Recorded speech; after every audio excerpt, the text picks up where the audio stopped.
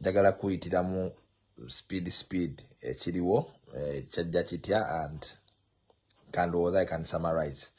Nga 13 the day before Valentine's bankubira essimu ndi eno nti abasajja bazze balumbye ennyumba batandize bagamba baagala kutwevikitinga konza ate babevikitinga batya ku nnyumba eyammwe gye mwezimbira nti ate bagamba balina court order bla bla bla era bazze n'abapoliisi wano baalinnye ne babuuka ebikomera kati awo. Of course, ng'omuntu omanyi titoliiwo n'ogezaako okukuba amasimu ne nkubira ku mikwano gyange era njagala okwebaza emikwano gyange gyannyambako ne giddukirawo ewaka ne gigezaako okuyamba bazeeyi. Abakulu bano engeri gye baali bazze n'abapoliisi muzeeyi n'agezaako okwogera nabo abategeeza ssaawa zino ebintu by'emunsaba sibirina mwandigumiikiriza looya wange n'atuuka wano abawezi documents zonna kubanga waliwo court order waliwo stay of execution waliyo appeal omusango mu kooti naye nga tebabiwuliriza mukavuvunganaako abasajja ne bagamba muzeeyi jangu wano tukunnyonnyole bayita muzeeyi emabbali bano bafamire bo bali eno munnaye bali mu kugezaako omugundi ebyo biteeke wali baneiba babagezaako okusitula ebintu.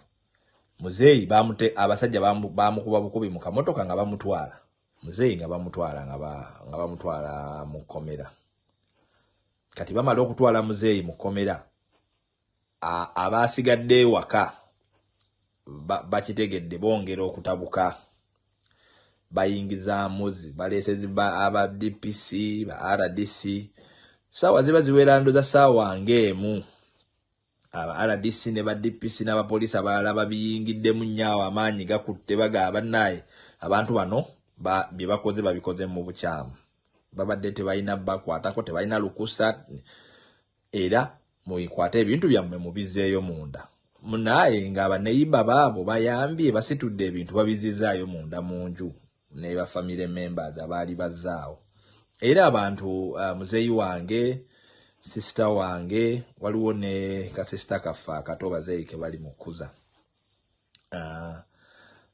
ne ba family member baali bazze okubayambako ne basulawo ekiro enkeera ku macha nga omanyi webukeera obwongo buli omu buli muzeeyi avuddeyo atya mu kkomera kubanga omulamuzi fayiro ze yabadde agamba zaatalaba baali bakatwala muzeeyi looya musajja wattu adduse mweno office agenze mweri agezaako okunoonya system ekoze etya ne bafuna omusajja wa IT awo ne bakebera ku system nga fayiro ne baziraba ne balowooza kati fayiro engeri gye zirabise omulamuzi agenda gamba bugambi omusajja mu mukomyewo naye byonna nga bw'obimanyi byonna bitwala obudde muwoozaayo leero ne bamuweemu katuwumulemu ennaku 2 yeerere bwe bityo so bye birwisizaawo kwegamba nga bw'omanyi otuuka n'owulira nga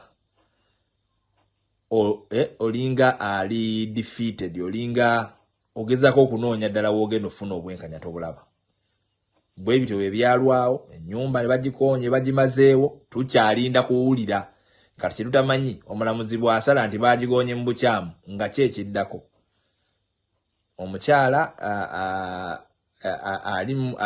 alimu ebyo ebintu mukyala wa family aba senga wange aba ayita muzeeyi wange cousin naye tabeera mu Uganda ali best mu UK kati kyetutamanyi omusango bamala olunga bamutumyayo UK nga bamunona nga bamuleeta era kati obwenkanya bw'abazeeyi bwaffe bo bebakoseza abatalina waakusula kati okumala almost tugenda mu wiiki ya 2 olwo obwenkanya babufunidde wabaddukidde buli wamu baddukira ku poliisi baddukidde mu ba RCC baabo bali mu kooti tebiggwa omulamuzi yagambye agenda kuwa ensala ye nga 12 March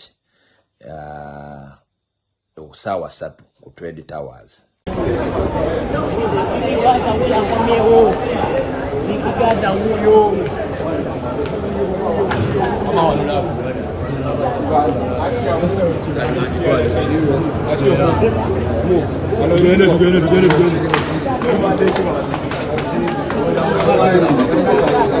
Anti vayo.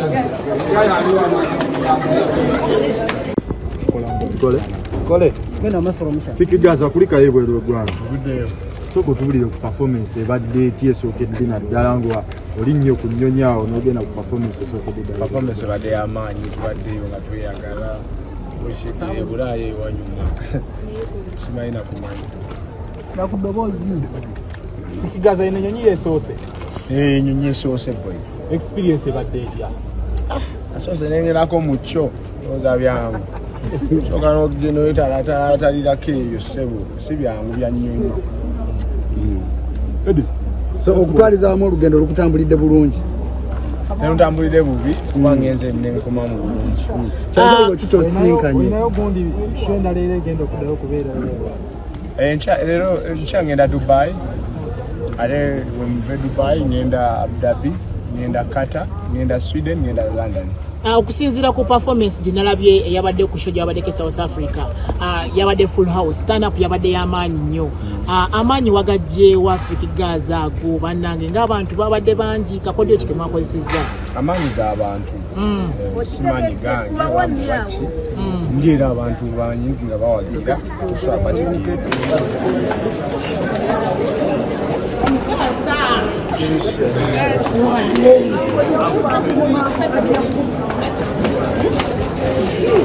Gaza to the world. Boy, I don't look at you. Think to the world. I want Gaza. Mwe tuyimbira akayimba the Fantastic Six. Mweta ba 6 killers. The 6 killer diseases. They are mad, the 6 killers. Okay. Concept yenu yavuddewo but mwena mwekuŋŋaanyiza. Mwena muli ba TNS over. Fena tukolera wamu naye concept yavuddewo wa Jeff Chiwa. Because boss wa TNS. Era nange yankubira nangamba vasi yo yiyo ne tukwatagana wamu ne tukola tune. Okay. Yeah. Batugambye abantu omukaaga mwekuŋŋaanya mutya ne muyimba bogus. Muyimba oluyimba olutanyuma weeruti. Oyo background noise abo tebalina byakukola beetaaga relevance just baagala mmanyika. Yeah. Bimaanoonya mawulire. Kirabika kubanga imagine a woman coming up and putting down fellow women. Something really funny. Sigama ati ali mu ndongo, si muyimbi, si promoter, si DJ, si like alabika bayetaaga relevance kumumanya mawulire kumwogera. That's what I think. What describing a primo some describing otya nga omuntu akubuuzizza? Omuntu ayagala ennyo obutaala. That's what I can say. Nasese kubanga oluyimba lwa kabi. Era kyovula ngambye yadde ndowooza ayagala bamwogereko ng'omuntu. Naye kirungi because those are negative fans we have. Every fan we have positive and negative fans. Kati waliwo ba negative fans ate baba basinga okubaagala. Yeah. So I think she's a negative fan, which is good. Kitukolera ffe ng'abayimbi. But oluyimba lwa kabi nnyo kubanga era twasigaza kucakala na kuba. What is your friend? Yes. That is my friend. Uncle Pio muwuliza. Yeah, muwuliza. Akwe ennaku zino ffenna ndowooza tubadde bisemu naye nga twesanga mu pate ne twebuuzaako. When you talk about your career to Kalaso tumutwale ngati nga seevawo yakuleeta mu ndongo tumutwale ngati. I call him my mentor because ye yannonda eri gye nali mu mweyo mubi. Nali bubi nno. Yannonda then n'atandika music career yange because I didn't know I would become an artist. And luckily nenfuuka wa kabi. So mwakoma friendship yo. Yeah. Sorry. By the time I met Palasa, I was like 17 years. Unoonya ku Roger, oba Jeff, babuuzeeko nti omuyimbi atuusokola concert, but I feel I'm not yet ready. Asooke mbakubeyo endongo endala mpeeyo guno omwaka. Kyagala kwewanika ku byo tosobola. Saagala kwewanika nnyo. Yagala kwokya. Yeah. Saagala naye nga believe it or not, by next year I might be ready. Just mwe mumpagire kubanga endongo ejja. Twasigaza kucakala nakubwa abamu balina ebirwadde bw'emitwe. Kyagala mukubwa paka ku makya. Hey, tukubwa twasigaza obulamu bwakunyumirwa because by the end of the day we are going to leave the world and we are going to perish. Eno nyumirwa mukwano tewefuula nnyo serious. Njagala kwogera nga mwogera wano. Gwassa kuyitale wa Allah. mboyo wa muliro era oyo Allah ajja mmocha abo sijajinga abantu era sijja kujajinga Shiba. Allah yamumanyi, Allah yamutegeera. Shiba mwagala ng'omuntu era Shiba musaba biizinira mwezi ogwa Ramadhan naye bambi abike ku bintu bye era abeko ekyenjawulo kyakola asibule ku bantu era Shiba ndowooza abadde abikola. Waliwo abantu abaweereza Mukama Katonda nga tebaagala kamera nga Shiba asobola okuba alina kyabadde akola nawulirakokko mukimanyi nawulirakokko ku bino ebigambo byonyerezeeko mbu Shiba yasala n'akiika yakizuula tebamusayira akiika n'asala akiika n'asoma edduwa owuwo waka gwavuma Shiba wali bakusayireko ku akiika oli wano ozungazunga n'edduniya mashariki wa magharibi kati Shiba mu mutima mulungi tumwagaliza ekisiibo ekirungi era tumuyinaako buzibu era mmwe abali ku media wano tumugenda kunjijjamu kigambo kyonna kyakuvuma muntu yenna. Nze enjiri yange eba embulira yange yakwagazisa bantu ddiini sinyirengeza ate sikkakkanya buntu mwenna era mbasabira Allah mwenna abawa omutima kale edduwa y'olunaku mwenna ayiwana minisa obulamu bwe mugenda kukyuka ngambe amina. Rabbana taqabbal minna innaka anta samiul alim wa tub alaina ya maulana innaka anta tawwabur rahim.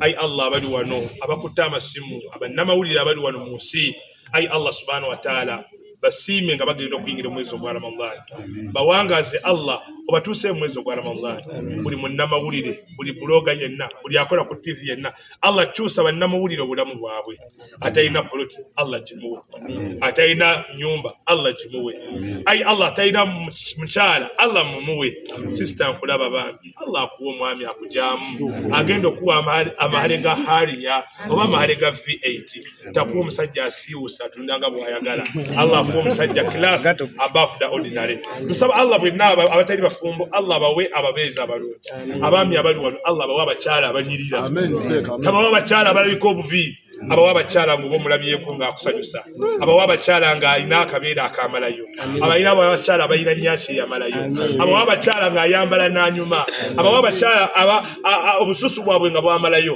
abawa abakyala abalina love ne care. Ay Allah tuwangaze otutuuse mwezi ogwa Ramadhan. Ay Allah kyusa obulamu bwaffe okyusa n'obulamu bw'abayimbi.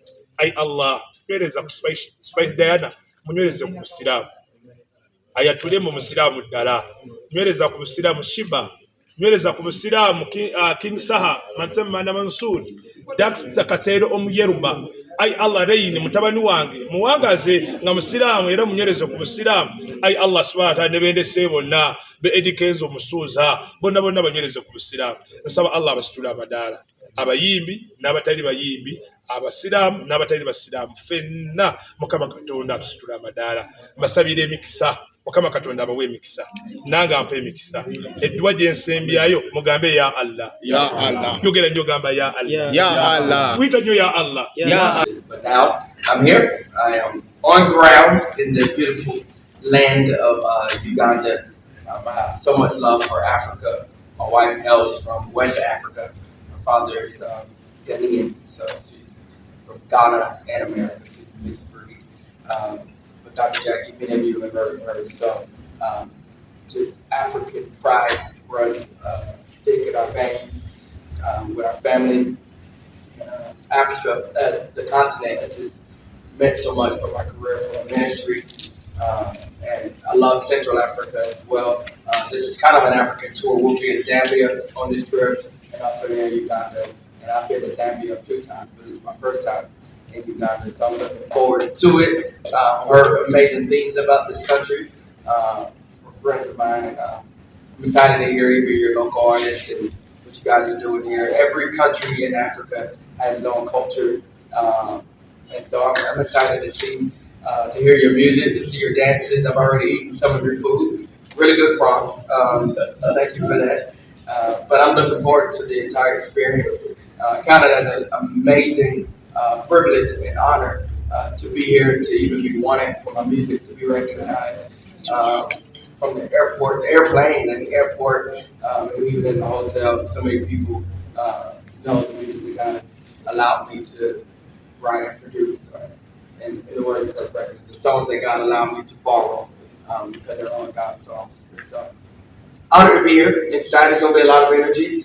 I got my entire band en route from America, so we're gonna make a joyful note. and it's gonna be a lot of energy. It's gonna be real loud. And I kind of turned into a different person on stage, so I'm excited to wake up that sleeping lion and just go to war and go to work for the kingdom of God. Everything that whoa! Yeah. It's a drawing. Oh my gosh! That is amazing. Wow! Wow! Wait, let me take a picture. Okay. It's amazing. Thank you. Wow! So if let me show you something. It depends on where you walk. When you walk, you go that side. Whoa! When you come that side. Nah, that's cool. Yeah, that's cool. Yeah, that's cool. That's good. That's it.